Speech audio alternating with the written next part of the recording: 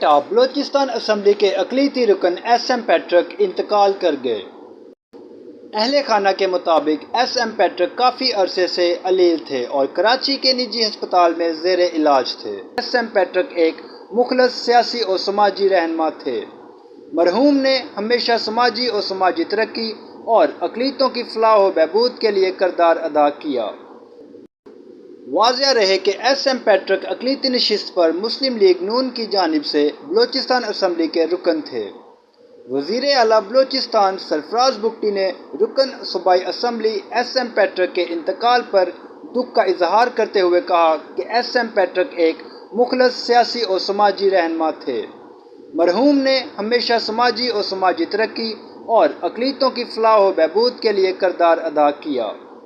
اس گھڑی میں سوگواران کے غم میں برابر کے شریک ہیں۔